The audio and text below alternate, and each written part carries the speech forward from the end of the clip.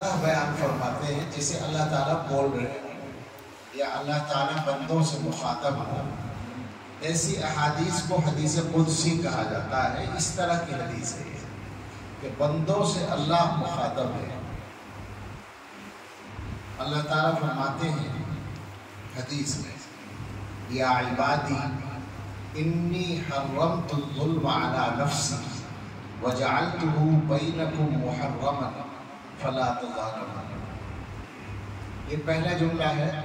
آگے کا سارا مضمون اللہ تعالیٰ کی شان کا اور بندوں کے حال کا بیان ہے، لیکن اس جملے سے آپ غور کیجئے گا کہ کیا پیغام پہنچانا مقصود ہے۔ فرمایا کہ اے میرے بندو، میں نے ظلم اپنے اوپر حرام کر رکھا ہے، یعنی میں ظلم نہیں کرتا، اور تمہارے آپس میں بھی ظلم کو حرام کیا ہے، تو ایک دوسرے پر ظلم نہ کرو۔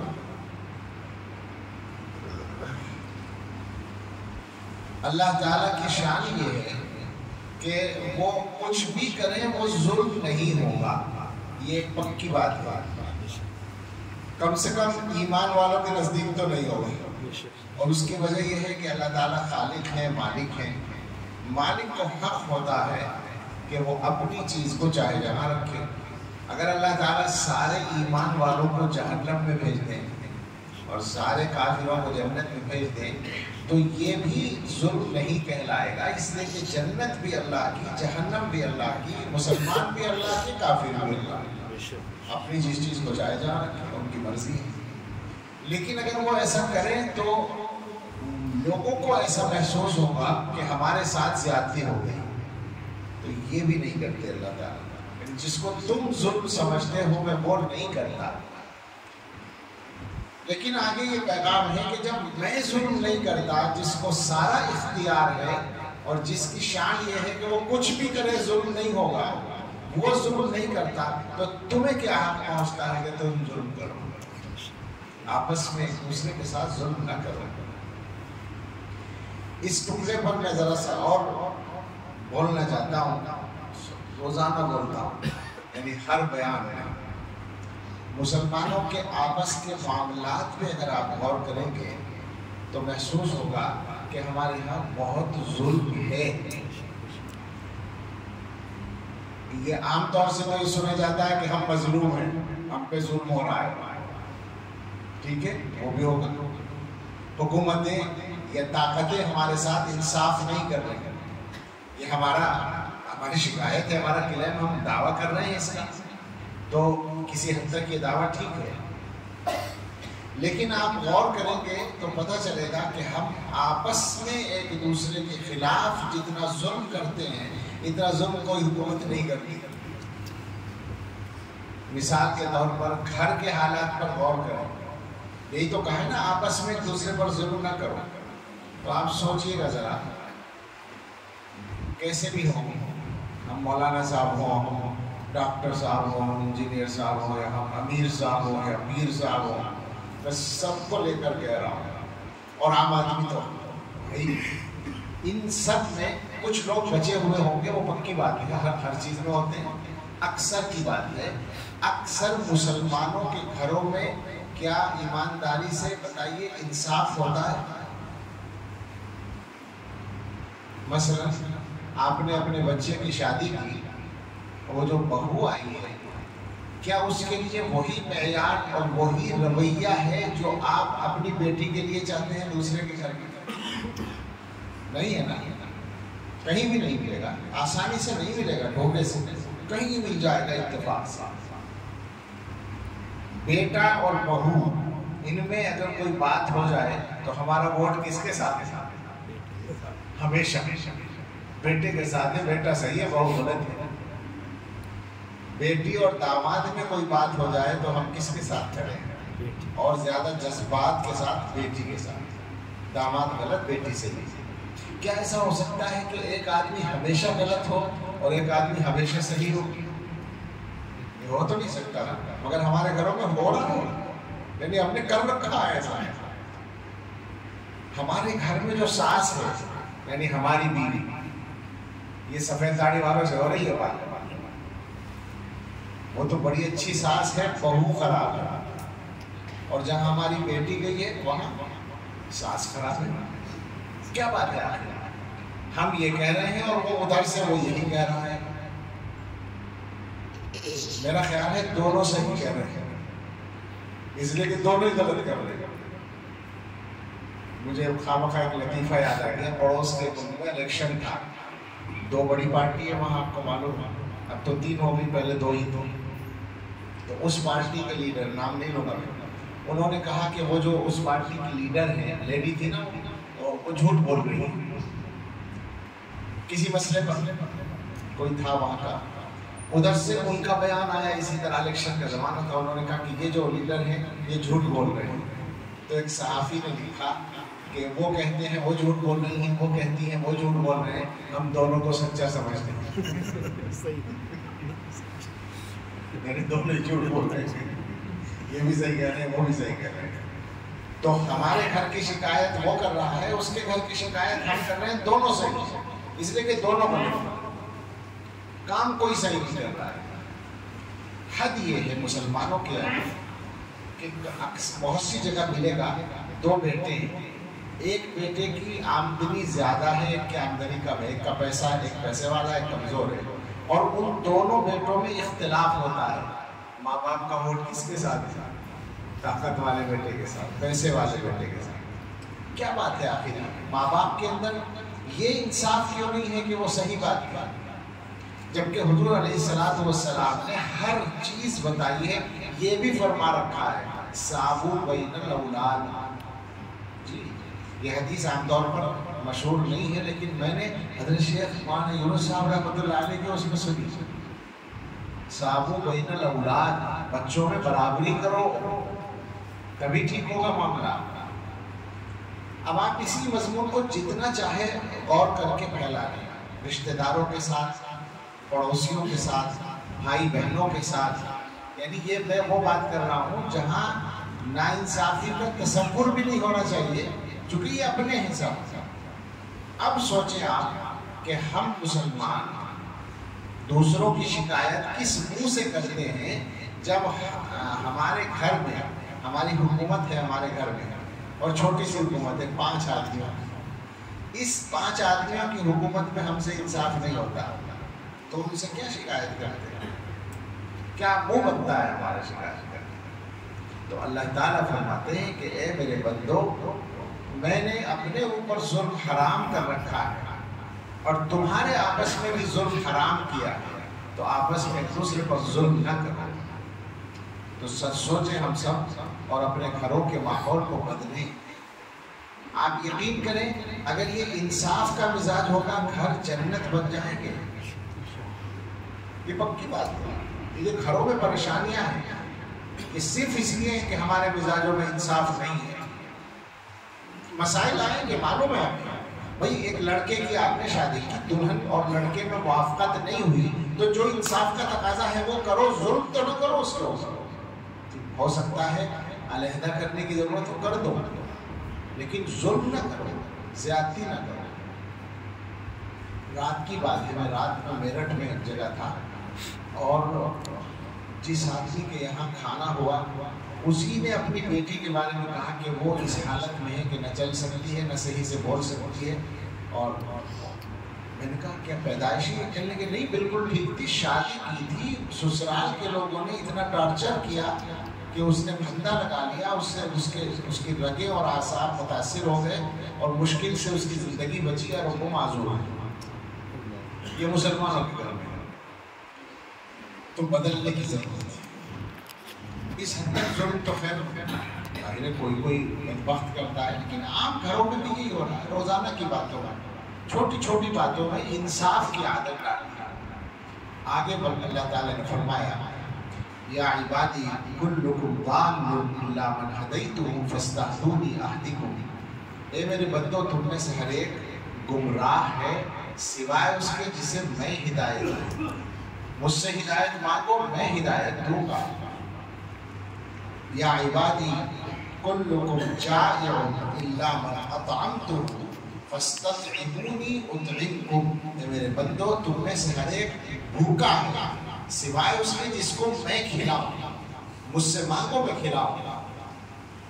یا عبادی کلکم عار الا من کسوتہ فاستکسونی اکسکم، اے میرے بندو تم میں سے ہر ایک بے لباس ہے سوائے اس کے جسے میں کپڑا پہناؤں، مجھ سے مانگو میں تمہیں کپڑا پہناؤں گا۔ یا عبادی انکم تخطئون باللیل والنہار وانا اغفر الذنوب جميعا فاستغفرونی اغفر لکم، اے میرے بندو تم دن رات خطائیں کرتے ہو، غلطیاں کرتے ہو، گناہ کرتے ہو، اور میں سارے گناہ بخشتا، مجھ سے بخشش مانگو، مجھ سے مغفرت مانگو، میں تمہاری مغفرت کروں گا۔ اور اس کے بعد اپنی شان کو بتایا۔ اس ایسے انداز سے زبان نبوت ہی بتا سکتی ہے، یعنی یہ مت سمجھنا کہ میں تمہیں دیتا ہوں، تمہیں معاف کرتا ہوں تو میرا اپنا کوئی فائدہ ہے اس میں، یہ نہ سمجھنا، اس کو ذہن سے نکال دینا۔ یا عبادی لو ان اولکم وآخرکم وانسکم وجنکم كانوا على اتقى قلب رجل واحد منكم ما زاد ذلك في ملك شيئا، اے میرے بندو اگر تمہارے اول و آخر، شروع سے آخر تک کے تمام لوگ، تمام انسان، تمام جنات کتنے ہوں گے سوچئے، ایک ہی زمانے میں کتنے عرب ہوتے ہیں تو کتنے خراب ہو جائیں گے، شروع سے آخر تک کے سارے کے سارے تم میں سب سے بڑے متقی آدمی کی طرح ہو جائے، تم میں جو مجھ سے سب سے زیادہ ڈرنے والا۔ اور محدثین نے اس کو سمجھاتے ہوئے کہا کہ جیسے حضرت محمد صلی اللہ علیہ وسلم، ظاہر سب سے بڑے متقی تو وہی ہو، تو آپ سوچیں سارے انسان اللہ سے اس طرح ڈرنے لگے، اتنے متقی ہو جائیں جیسے حضور صلی اللہ علیہ وسلم، تو اللہ تعالیٰ فرماتے ہیں کہ اس کی وجہ سے میری بادشاہت یا میری طاقت میں کوئی اضافہ نہیں ہوگا، کوئی بڑھوتری نہیں ہوگی، تم سب میرے بندے بن جاؤ، عبادت گزار بن جاؤ تو میری شان بڑھ جائے، ایسا نہیں ہے، میں جتنا بڑا ہوں پہلے ہی ہوں۔ اور آگے فرمایا کہ وَلَوْ أَنَّ أَوَّلَكُمْ وَآخِرَكُمْ وَإِنسَكُمْ وَجِنَّكُمْ كَانُوا عَلَىٰ أَفْجَرِ قَلْبِ رَجُلٍ مِّنكُمْ، اگر یہ سارے کے سارے، سب کے سب بدترین نافرمان آدمی کی طرح ہو جائیں، اور یہاں بھی محدثین نے مثال دی کہ ابلیس بن جائے، شیطان بن جائے، تو اللہ تعالیٰ فرماتے ہیں کہ میری بادشاہت میں کوئی کمی نہیں آئے گی، چلے جاؤ، کیا فرق پڑتا ہے، تم تو میری کائنات کے ایک چھوٹے سے حصے میں ہو۔ سائنس پڑھنے والے اور جو لوگ پڑھتے ہیں وہ جانتے ہیں کہ زمین اللہ کی اس کائنات میں کتنا چھوٹا سا نقطہ ہے، یعنی سمجھنا مشکل ہوتا ہے کہ وہ کتنی چھوٹی چیز ہے، اللہ کی کائنات کتنی بڑی ہے۔ اس کائنات میں تم ہو، تم اگر نیک بن گئے تو مجھے کیا فرق پڑتا ہے، تم بد بن گئے تو مجھے کیا فرق پڑتا ہے، کوئی فرق پڑنے والا نہیں ہے، میں وہی ہوں یہاں۔ اور اس کے بعد فرمایا کہ اگر یہ سارے کے سارے اول آخر سب کے سب قاموا فی صعید واحد، ایک بڑے میدان میں کھڑے ہو جائیں، سارے انسان سب جمع ہو جائیں، اتنا بڑا میدان، اس میں کھڑے ہو جائیں، فَسَأَلُونِی، اور مجھ سے وہ مانگیں جو مانگنا ہے، فَأَعْطَيْتُ كُلَّ وَاحِدٍ مَسْأَلَتَهُ، اور ہر ایک کو میں اس کا سوال دے دوں، یعنی جو مانگ رہا ہے وہ دے دوں۔ سوچیے ذرا، ہر آدمی کو دے دیں جو بھی مانگ رہا ہے، اور ہم کیا کیا مانگنا چاہتے ہیں وہ بھی سوچ لیں۔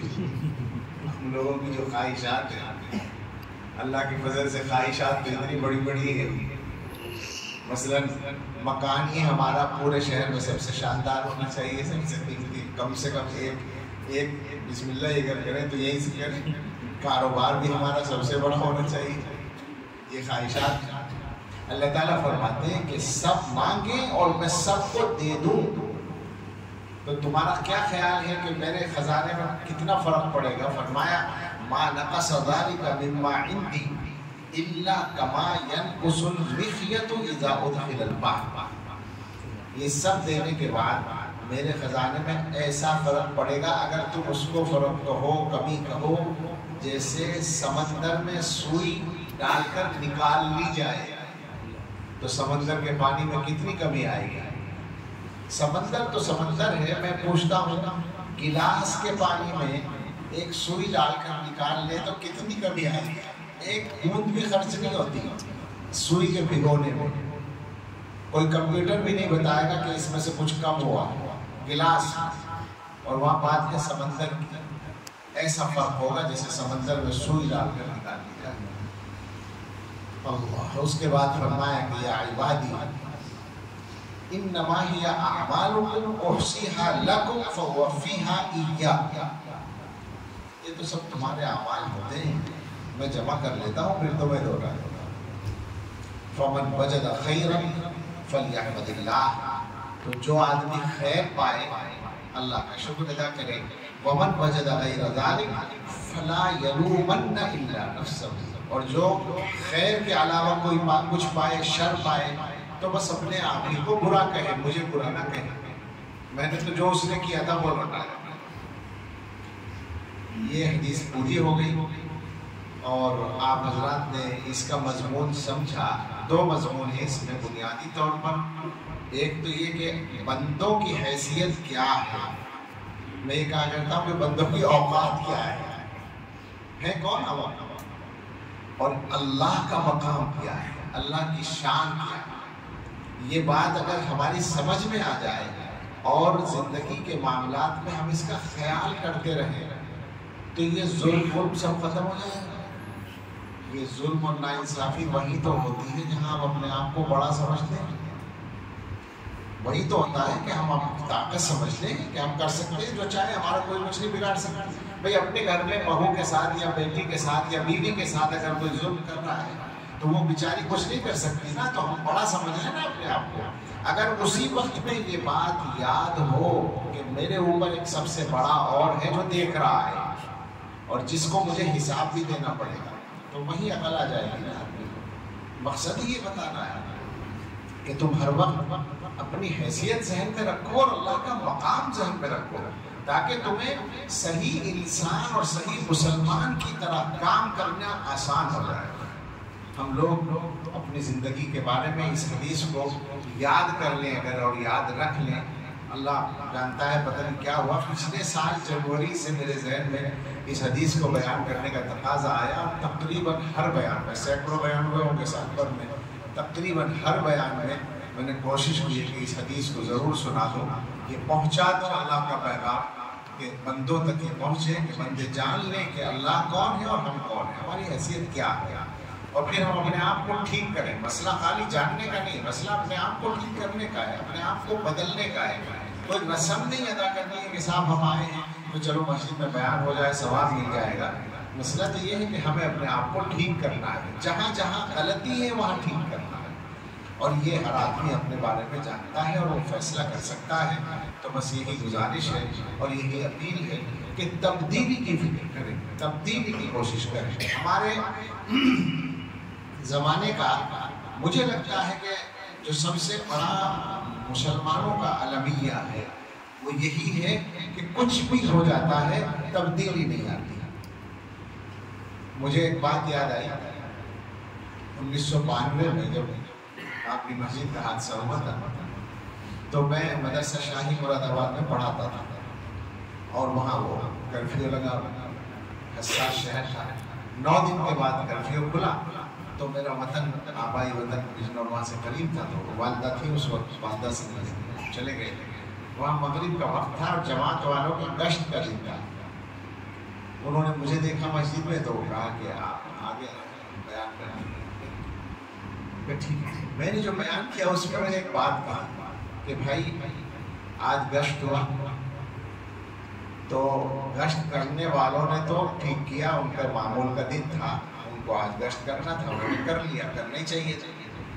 لیکن جن لوگوں کو گشت کر کے مسجد میں لایا گیا، میرا ان سے سوال ہے کہ ابھی جو قیامت گزری ہے، ابھی مسجد شہید ہوئی اور ہزاروں مسلمان اس پر شہید ہو گئے، فسادات بڑھ گئے، اتنی بڑی قیامت گزر گئی، اب بھی ہمیں مسجد میں لانے کے لیے گشت ضروری ہے، بغیر گشت کے ہم مسجد میں نہیں آئیں گے۔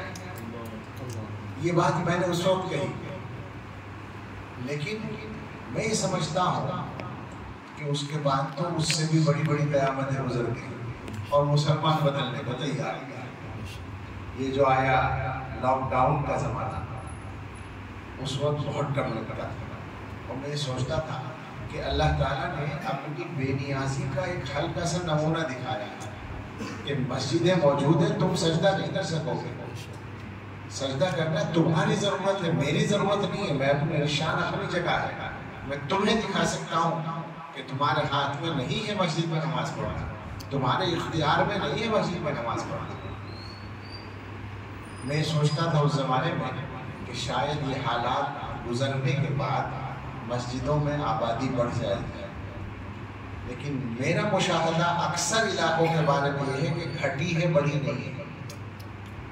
میں جہاں تک جانتا ہوں، ممکن ہے آپ کے علاقے میں کچھ اچھا ہوا ہو، یہاں تو پہلے ہی سے نماز کا ماحول ہمارے اکثر علاقوں سے بہتر ہے، لیکن بہت ساری مسجدیں ایسی ہیں جن میں نمازیوں کی تعداد میں کمی واقع ہوئی ہے، اور وہ پہلے ہی سے کتنی کم ہے آپ جانتے ہیں، 90% مسلمان تقریباً بے نمازی ہیں آج کے حالات۔ تو میں یہ سمجھتا ہوں کہ ہمارا جو سب سے بڑا مسئلہ ہے وہ یہ ہے کہ کچھ بھی ہو جائے ہم اپنی جگہ جگے ہوئے ہیں، اپنے حالات کو بدلنے کو تیار نہیں ہوتے۔